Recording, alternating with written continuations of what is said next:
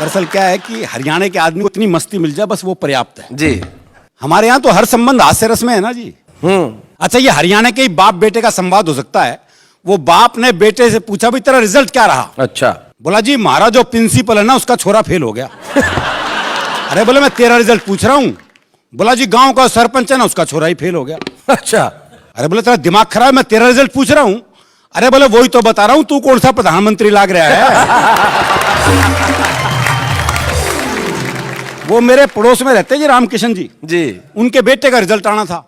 तो बाप ने कहा अगर फेल हो गया ना तो मुझे बापू मत कह दियो बस। दोपहर में बेटा रिजल्ट लेके वापस आया तो बाप ने पूछा भाई रिजल्ट क्या रहा।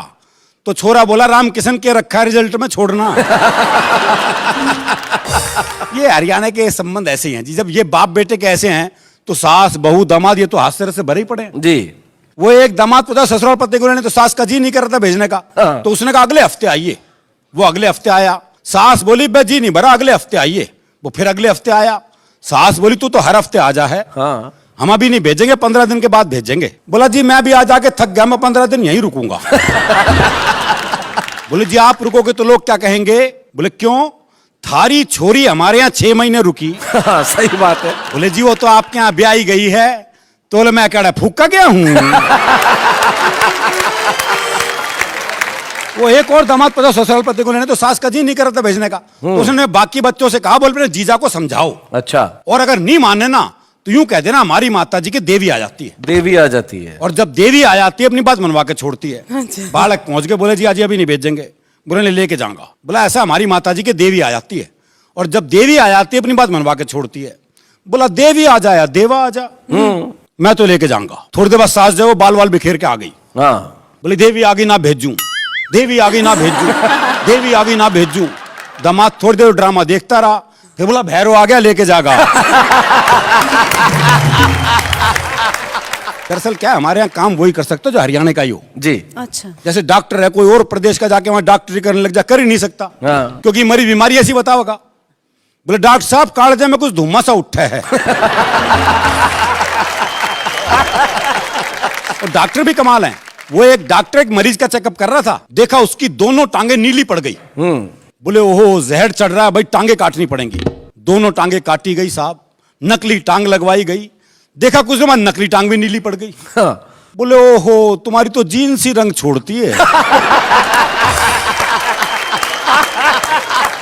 वो एक आदमी का मुकदमा चल रहा था तो भाई ने अपना वकील नहीं किया। अच्छा। बोले अपनी वकालत खुद ही करूंगा। अब बोला जज साहब हमारे बीच में झगड़ा हो गया कसूत्ता। कसूत्ता। अब जज की कुछ समझ में नहीं आया। बोले भाई तुम क्या कह रहे हो, मेरी समझ में नहीं आ रहा, तुम अपने लिए कोई वकील कर लो। है बोले समझ में तेरे नहीं आ रहा और वकील मैं कर लूं। तो ये हरियाणा की अलग मस्ती है जी। जी। आइए मस्ती से कविता की ओर चलते हैं जी। एक कविता आपको सुनाता हूं। युद्ध से मैंने एक हास्य की कविता निकाली है। युद्ध वीर रस का विषय है या करुण रस का, लेकिन मैंने कोशिश की उसमें से हास्य रस निकालने की।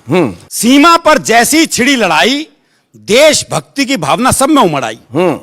कुर्बानी का कुछ ऐसा चढ़ा जुनून कि घायल सैनिकों को सभी देने लगे अपना अपना खून। अच्छा। नेता हो या व्यापारी, कवि हो या भिखारी, खिलाड़ी हो या संगीतकार, अध्यापक हो या बेरोजगार, तरह तरह के लोगों का जब घायल सैनिकों में खून चढ़ा तो सबका प्रभाव अलग अलग पड़ा। अच्छा। एक भिखारी का खून जब सैनिक के शरीर में गरमाया तो वो दुश्मन का गिरेबान पकड़ के गिड़गिड़ाया, जरा इस तरफ भी ध्यान दे दे,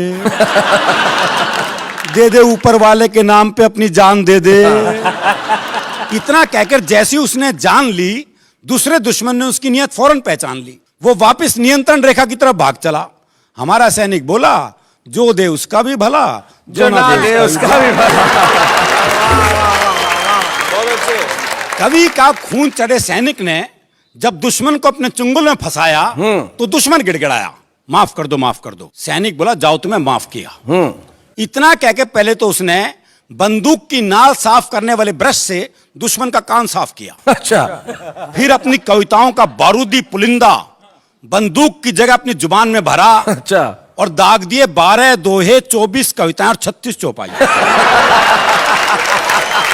है, वाह वाह वाह वाह। और दाग दिए 12 दोहे 24 कविताएं और 36 चौपाई। और जब तक उसके प्राण नहीं निकले उससे तालियां बजवाई। अध्यापक के खून वाला सैनिक निहत्था दुश्मन के बंकर में आया, एक का कान मरोड़ते हुए गुर्राया। अच्छा, मेरे पीरियड में आधी क्लास भाग गई। सुनो, ये बंदूक यहां से हटाओ, जाओ किसी पेड़ पर से एक मोटी डंडी तोड़ कर लाओ। पूरी चोटी पर उधम मचा रखा है, फौरन मुर्गा बन जाओ।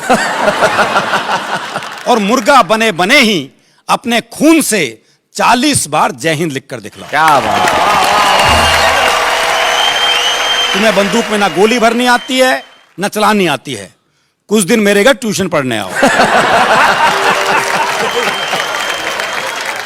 एक फिल्म अभिनेता का खून चढ़े सैनिक से अफसर ने कहा निशाना लगाओ। सैनिक बोला पहले कैमरामैन बुलाओ, अच्छा, और लाइट जलवाओ। हाँ। अफसर बोला लाइट जलवा के मरवाएगा?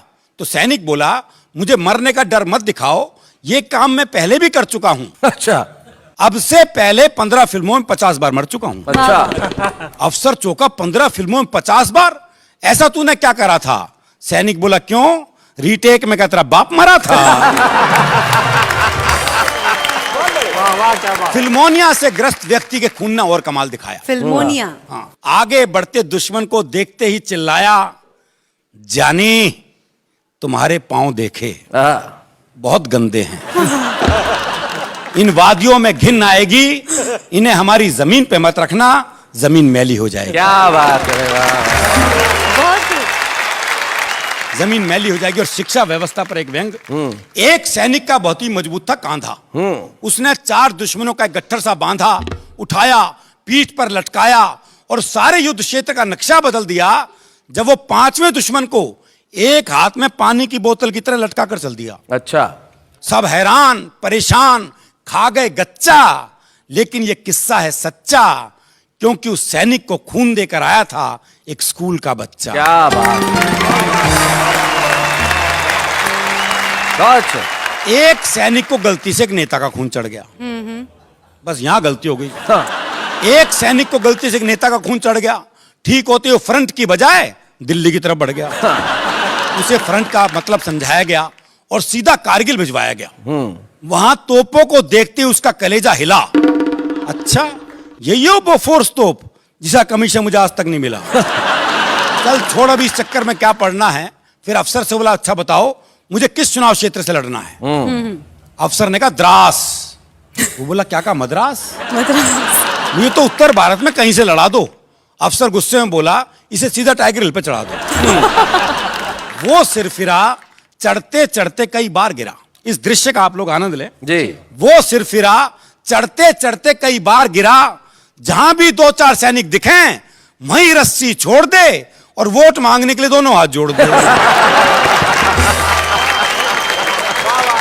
और कविता की सबसे महत्वपूर्ण पंक्ति आप तक पहुंचा रहा हूं, लेकिन मैं कहता हूं कुछ ऐसा इंतजाम हो जाए, नेताओं का खून सैनिकों को नहीं बल्कि सैनिकों का खून नेताओं को चढ़वाया जाए। क्या बात है, वाह वाह वाह वाह। सैनिकों का खून नेताओं को चढ़वाया जाए ताकि उनमें भी भारत मां के सच्चे सपूतों का रक्त हो, कोई ढूंढने से भी देशद्रोही ना निकले, हर नेता देशभक्त हो। वाह वाह वाह।